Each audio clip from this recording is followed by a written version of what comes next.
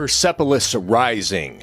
This is book number 7 in the Expanse series. This book picks up about 30 years after the last book, Babylon's Ashes, and it feels like things have just been kind of moving along. Nothing major seems to have happened. There haven't been any huge conflicts.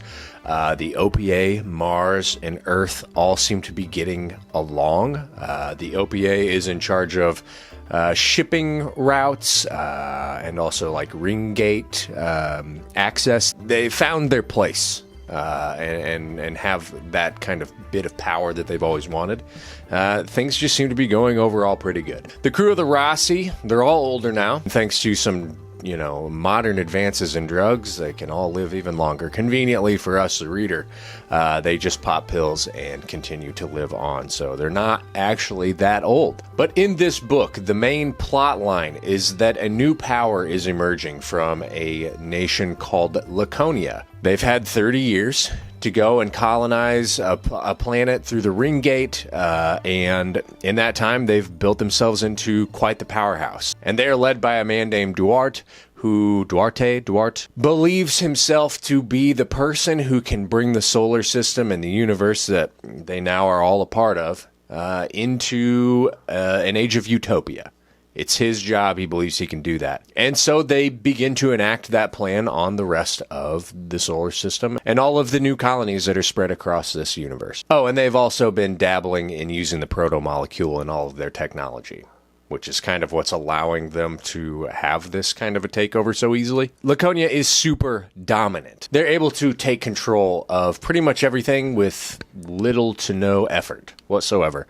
Their technology is so much more advanced than everybody else's. They're pretty much untouchable. And that's basically how this book goes. That's the big conflict. Laconia and Laconia's takeover. And how is the Rossi crew, as well as the rest of the people who believe that this is wrong, how are they going to react? What are they going to do? What is their plan? This book was good. Definitely one of the better ones in the series. I thought it was very interesting, the time jump, like this being set 30 years before. It kind of gives it a bit of a freshness that I think maybe the series was starting to lack. And it gives it that bit of like mystery or intrigue. Like 30 years have passed. What happened in that time? What were our characters up to? What has happened, throughout the universe and everything. Laconia is a great antagonist. One of my absolute favorites, actually, in this.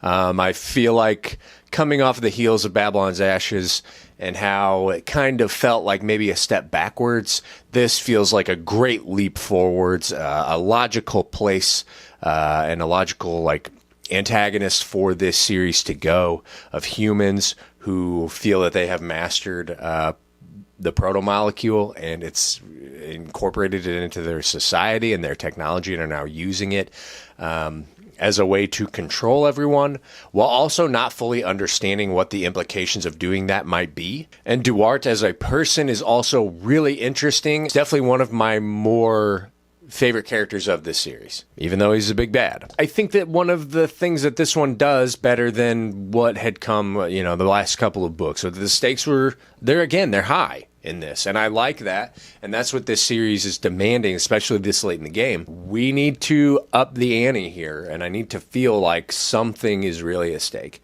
And here we have a dictator trying to install his own brand and his idea of what utopia is on the rest of humanity, which I think is really cool. How are they going to stop this, especially considering how overwhelmingly strong this nation is? The one kind of issue that I did have with this book was the pacing felt a little off. It was a little slower than most of the books. I didn't feel like it felt like a lot of setup, really. This book felt like a transitional book, even though it's like kicking off the new final arc of this story. It felt like it was mostly just setting up the next two books, which was a little frustrating at times. That being said, it still had a lot of high-impact moments, and even though the action was not as much as I would have liked to see, there was still a lot of really good parts in this, and some fun battles, and all the stuff that you've come to expect from this series. But I do feel like the first 250, kind of boring. Pretty boring and slow. If you want my final review and rating, you can go ahead and skip ahead. I'll timestamp that below, but for now I'm going to get into the spoiler section. Let's go. Okay, so at the beginning of this book, the Rossi crew and their old crotchety selves, Jim and Naomi decide that, you know what, I think maybe we're done here. Maybe we just part ways. This is it. Let's start an actual, settled down life somewhere. And they do. They leave, and it's kind of a blow to the crew, and they don't understand, and then Bobby is kind of set up to take over the Rossi, which is cool. Love Bobby, but it creates a lot of, tension between everybody. It's this weird thing of, what... You're breaking up the family, basically. And then all this stuff with Laconia just happens, and then Jim and Naomi are back immediately. They are barely gone. And, I know that it's it has to be set up for the story, but it's such a weird thing to have even done in the first place. It just didn't have any impact on me at all of, it should have been a bigger moment. I feel like maybe there should have been more time of them being apart and then them being we got to get back to them. But it wasn't. They didn't even leave the station they were on before all this stuff happened. So it just felt a little pointless to me. I talked earlier about Laconia and how great I think of a villain or an antagonist as a nation they are. It's really cool, just being this runaway kind of civilization from Mars that has harnessed the proto-molecule and incorporated it into their technology. We find out that they got the last sample of the proto-molecule from Fred Johnson. They are the ones who stole it out of his office 2 books before, which is really cool. It's a fun tie-in as to who did that, where did that come from, and we find out here. And they just truly do feel completely unstoppable. With their ships being able to self-heal. They survive nuclear blasts. One of the things that I really like about them, though, is they're not this kind of tyrannical iron fist dictatorship. They give everybody the opportunity to, bend the knee, so to speak, and they just say, listen, you're going to be taken care of. You'll be incorporated into Laconia. You are Laconians. Just lay your arms down and everything will be okay. We don't want to hurt or kill anybody, but we will. And they do, obviously. But it was just very interesting how there was so much mercy being shown. And even after a giant battle, as long as the people would, accepting their fate would be okay, fine, you win. They'd be all right, cool. Let's get started. I found that was a really interesting approach. Whereas I feel in a series like this, normally you would see them just slaughter all those people out of spite. And to me, that's such a cool aspect to Laconia and Duarte, who I'll get into here in a second. But they are offering you something that they've already built. Laconia was built on this idea of utopia and giving people what they need, but also keeping some kind of strict order. They see that the rest of the solar system and the universe at large is incredibly chaotic and full of violence and hatred, and I can see that being very enticing for a lot of people. In the last 2 books, there was a guy and a group of people who threw asteroids at the Earth to try and kill the entire population. Why would you want to live in a place like this? There is no order. There is no, justice or meaning to anything.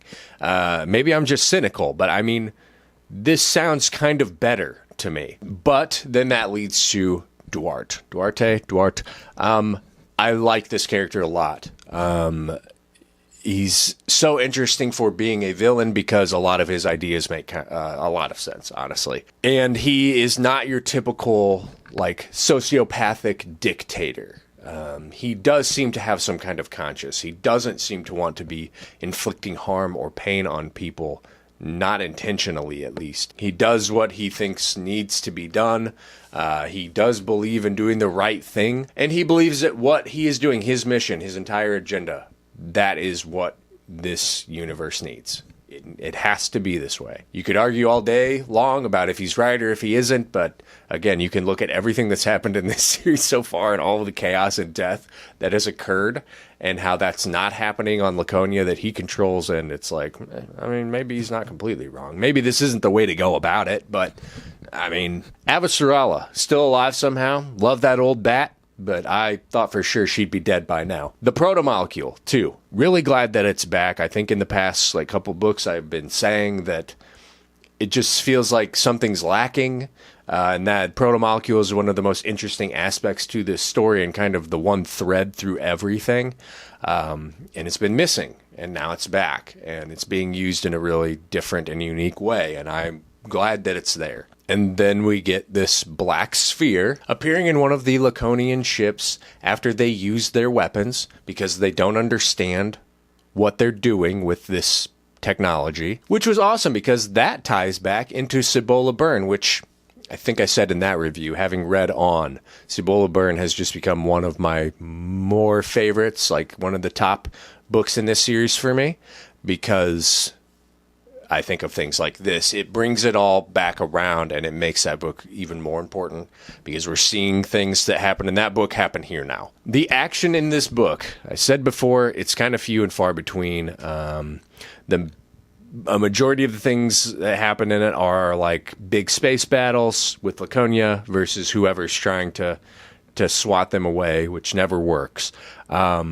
They're always good, but it's just, there's not a lot of it. I think my favorite scene, though, had to be with Bobby and Amos duking it out. They literally just beat the shit out of each other, and that's kind of like their way of just being like, okay, you good? It's like, I liked it a lot. I think it, was perfect and fitting for both of their characters to do something like that, and for Bobby to kind of like be like, listen, I'm in charge now. Get over it, or I'll kick your ass. Overall, this book was pretty good. Just not as exciting as I wanted it to be. We're very late in the game for this. This is 9 books deep, and I feel like things need to be happening very rapidly, or things need to be going, and they're kind of like not.